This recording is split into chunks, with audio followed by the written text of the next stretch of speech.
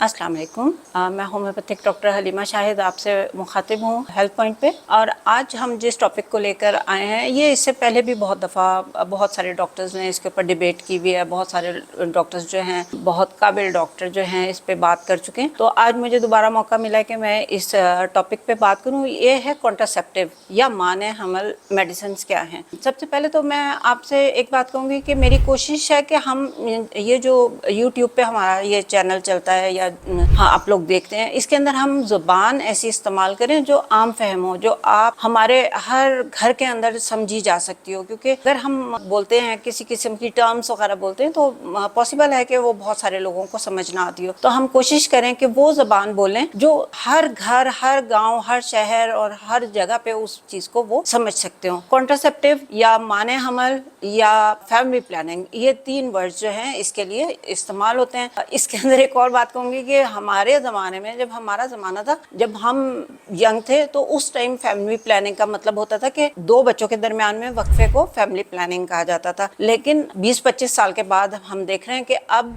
जो new generation है वो फैमिली प्लानिंग का मतलब लेती है कि हमने अब फैमिली प्लान करनी है। इट मीन्स कि अब वो उसका मीनिंग जो है थोड़ा सा उन्होंने चेंज कर दिया कि जब उन्हें बच्चा चाहिए होता है, आजकल न्यू जनरेशन जो है शादी के बाद 2 साल तक तो तकरीबन इंजॉय कर रहे होते हैं अपनी लाइफ को, और उसके बाद वो कहते हैं कि अब हम फैमिली प्लान कर रहे हैं। तो इस चीज़ का थोड़ा सा अब फ़र्क आ गया, वक्त और हालात के मुताबिक इस चीज़ के अंदर आप इस चीज़ को देख सकते हैं। बहरहाल फैमिली प्लानिंग या कॉन्ट्रासेप्टिव या माने हमल, क्या किस तरीके से कोई भी औरत या मर्द किस तरीके से 2 बच्चों के दरमियान में वक्फा कर सकता है, किस तरीके से वो देख सकता है कि उसके लिए कौन सी दवा या कौन सा मेथड जो है या कौन सा तरीका इलाज जो है उसके लिए अच्छा है। इसके लिए सबसे पहले ज़रूरी है कि हम घर में बैठकर मियाँ बीवी जो भी हैं वो आपस में डिस्कस करें कि हमने कितना वक्फा करना है और उसके लिए हमारे लिए कौन सा सूटेबल है। उसके बाद वो किसी डॉक्टर के पास जाएं और उससे पूछें कि क्या ये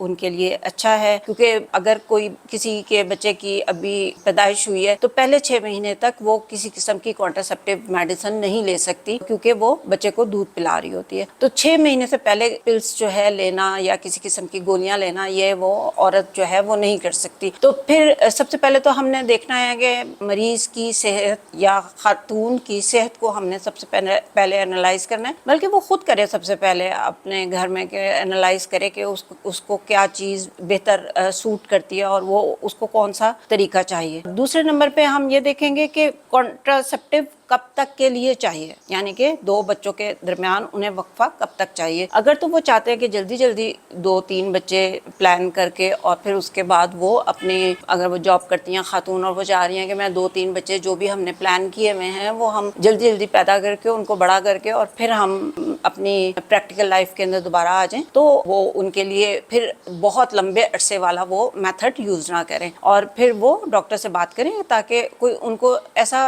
शॉर्ट तरीका बताया जाए जितना वो अरसा सिर्फ वो चाह रही हैं कि वो 2 बेबीज़ के अंदर वक्फा कर सकें। अलबत्ता अगर वो चाह रही हैं कि लंबे अरसे के लिए वक्फा करना है तो उसके लिए दूसरी तरह के कॉन्ट्रासेप्टिव जो हैं वो मौजूद हैं या माने हमल तरीके जो हैं वो मौजूद हैं। अगर वो बच्चा जल्दी चाह रही हैं तो उसके लिए उनको कॉन्डम्स या ये जो है गोलियां, ये बेहतरीन उनके लिए फ़र्क ला सकती हैं कि उन दोनों बच्चों के दरमियान में वक्फा ले आए। लेकिन गोलियां मैंने जैसे कि पहले बता दिया कि 6 महीने का वक्फा, जब तक 6 महीने का बच्चा नहीं हो जाता तब तक वो गोलियां नहीं खा सकती, क्योंकि वो दूध पिला रही है बच्चे को। जब बच्चा दूसरी ग़िज़ा के ऊपर आ जाता है तब वो गोलियां खा सकती है। और कॉन्डम्स जो हैं वो समटाइम जो है वो रिएक्शन कर देते हैं यूट्रस के अंदर और औरत के लिए वो अच्छे नहीं होते, इस्तेमाल करते वक्त उसको सही नहीं लगते। तो इसका भी उनको ख्याल रखना है कि किस तरीके से किया जाए। इसी तरह हम देखते हैं कि अगर लंबे अरसे तक वो चाहते हैं कि हमें बच्चा नहीं चाहिए तो आईयूडी या इम्प्लांट जो बाजू के अंदर नीडल सी होती है वो रख दी जाती है, जो हार्मोन्स रिलीज करती है, जो कि बच्चा पैदा ना करने में मदद दे रही होती है। पर ये 5 साल का वक्फा इसमें अगर कोई करना चाहता है तब इस चीज को वो इस्तेमाल करे। लेकिन अगर ऐसे केस में भी अगर वो ये निकलवाना चाहती है जो उसने इम्प्लांट करवाया तो वो निकलवा सकती है इजीली, ये कोई मुश्किल अमल भी नहीं है। लेकिन इसके जो अगर आप इसकी कॉस्ट पे चले जाते हैं तो फिर थोड़ा सा आपको देखने में मिलता है कि ये कॉस्टली है, रखना भी और निकालना भी। फिर आप तीसरी चीज़ हम देखते हैं मरीज़ का कि सहूलत उसको किस चीज़ में है। सबसे पहले बात आप सहूलत की आप देख लें कि उसको सहूलत किस चीज़ में है। वो मतलब कॉन्डम यूज़ करके सहूलत महसूस कर रहे हैं, या वो करके गोलियां खा के या किसी किस्म की पिल्स लेके वो सहूलत महसूस कर रहे हैं, तो ठीक है। अदरवाइज सम टाइम ये भी होता है कि जो हम पिल्स ले रहे होते हैं वो 3 दफ़ा दिन में लेनी पड़ती हैं या 2 दफ़ा लेनी पड़ती हैं, तो वो अक्सर औकात औरतें भूल जाती हैं। जब वो भूल जाती हैं तो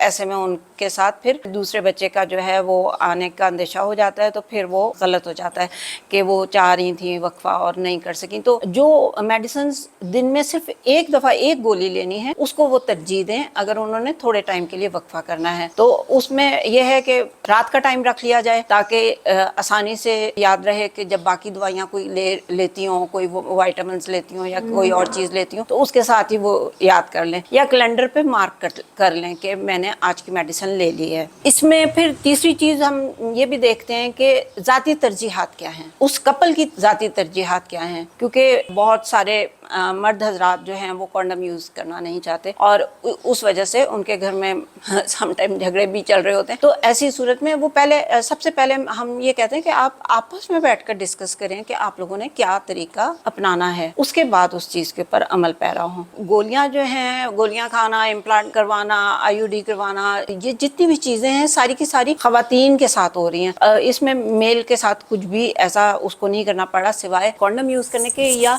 जो इस्लामी तरीका बताया गया है उस हवाले से अगर वो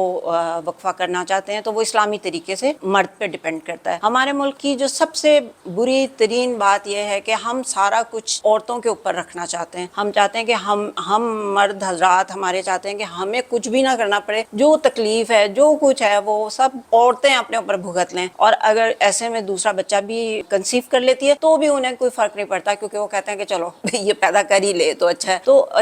इसमें ज़्यादा करैक्टर जो है वो औरत का होना चाहिए और उसकी सोच का होना चाहिए कि उसने कौन सा तरीका अपनाना है। और इसमें एक चीज़ का और एडिशन करूँगी जो शायद अभी तक किसी और उसमें ना हुआ हो, रिकॉर्डिंग में किसी और डॉक्टर ने ना किया हो, कि हम जो घर में मदर इन लॉज हैं, सासें हैं या हम माएँ हैं अपनी बेटियों की, तो हमें अपने बच्चों का, बेटियों का, बहुओं का साथ देना चाहिए। बहुत सारी खवातीन ऐसी आती हैं जो आकर जिनका सबसे बड़ा मसला ये होता है कि हमारी सास नहीं मान रही है, हम अपनी सास से छुप कर आए हैं हॉस्पिटल तक, क्लिनिक तक, तो अब हमें बता दें कि हम क्या करें। तो इसमें हम बीइंग अ वुमेन मैं कहूँगी कि हमें अपनी बेटियों का, अपनी बहुओं की सेहत का ख्याल रखना चाहिए। और जो हमारी बेटियां, जिस तरह हमारी बेटियां हैं इसी तरह बहुएं भी हमारी बेटियां हैं, वो हमारे घर को चला रही हैं, हमें चला रही हैं, तो हमें उनके साथ बैठकर खुद गुफ्तगू करनी चाहिए और हमें उनको इस बात के ऊपर कोई उन्हें हमसे डर नहीं होना चाहिए कि वो हमसे बात कर लेंगी तो हम उनको मना कर देंगे। जो वक्ती या कुछ अरसे के लिए या कुछ सालों के लिए तरीके हैं वो मैंने आपको बता दिया कि वो मेडिसिन पिल्स के ज़रिए भी हो सकता है, वो IUD के ज़रिए हो सकता है, इम्प्लांटमेंट के ज़रिए हो सकता है, या कॉन्डम यूज़ करके हो सकता है, या जो इस्लामी तरीका है उसके साथ भी हो सकता है। लेकिन अगर फॉर एवर जो तरीका या हमेशा के लिए तरीका है वो नसबंदी कहा जाता है, या औरत के ओवरीज को बंद कर दिया जाए या मर्द की नसबंदी कर दी जाए। ये जो है इसमें फिर हमेशा के लिए औरत बच्चा पैदा करने के काबिल नहीं रहती। ये ज़्यादातर जब 2-3 सिजेरियन हो जाते हैं,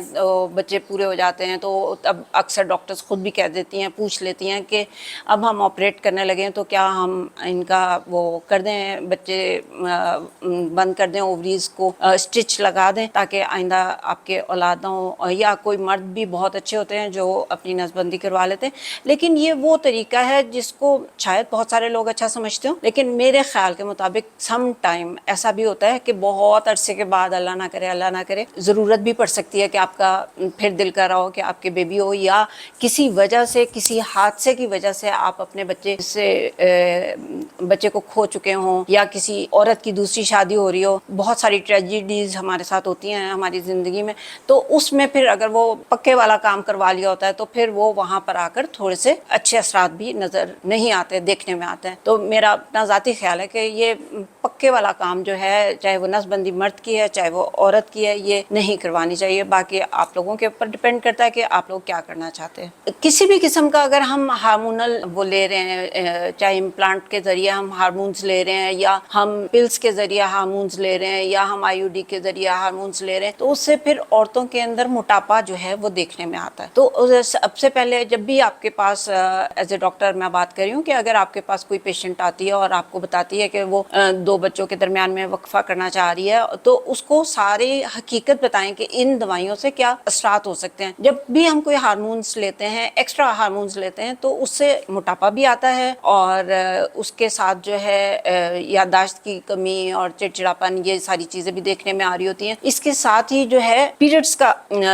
کی خرابی بھی پیدا ہو جاتی ہے۔ اس کے اندر ہم دیکھتے ہیں کہ یا تو ان کو پیریڈز 6 مہینے نہیں ہوتے، جو لوگ انجیکشن لگواتے ہیں 3 منتھس والا، اور پھر ان کو 6 مہینے کیا کئی سال تک نہیں ہو رہے ہوتے مینسز، اور اس کی وجہ سے ان کا جسم پھولنا شروع ہو جاتا ہے۔ یا پھر یہ ہوتا ہے کہ مستقل سپاٹنگ جو ہے ان کو ہو رہی ہوتی ہے، یا 6 مہینے کے بعد ان کو کبھی سپاٹ ہو گیا اور 6 مہینے کے بعد اتنی بلیڈنگ سٹارٹ ہو گئی کہ 3 مہینے تک نہیں رک رہی، اور پھر اس کے بعد جو ہے پھر رک گئی، پھر اس کے بعد پھر شروع ہو گئی، اور یا بالکل ہی رک جاتی ہے۔ یا ایکسٹرا ہارمونس لینے سے ان کے چہرے پہ بال اور اس ٹائپ کی چیزیں جو ہیں وہ دیکھنے میں آتی ہیں۔ تو جب بھی آپ ایز اے ڈاکٹر بات کر رہے ہوں تو آپ ان کو ان کی سارے ایفیکٹس اور سائیڈ ایفیکٹس ضرور بتائیں، اور اگر آپ ایز اے پیشنٹ جا رہے ہیں تو آپ جا کر ڈاکٹر سے ساری کی ساری پوری آرام سے بیٹھ کر معلومات ضرور حاصل کریں، اور پھر ضروری نہیں اسی ٹائم آپ فیصلہ کریں، اپنے گھر آئیں، اپنے میاں سے، اپنی ساس سے، اپنی ماں سے مشورہ کرنے کے بعد آپ اپنے جو ہے اس کے اوپر جو بھی آپ نے طریقہ کرنا ہے اس کے لیے دوبارہ ڈاکٹر کے پاس جائیں اور آپ اس سے مشورہ کریں اور اس کے پر عمل کریں۔ اس کے ساتھ ہی میں آپ سے آج اجازت چاہوں گی۔ اللہ حافظ۔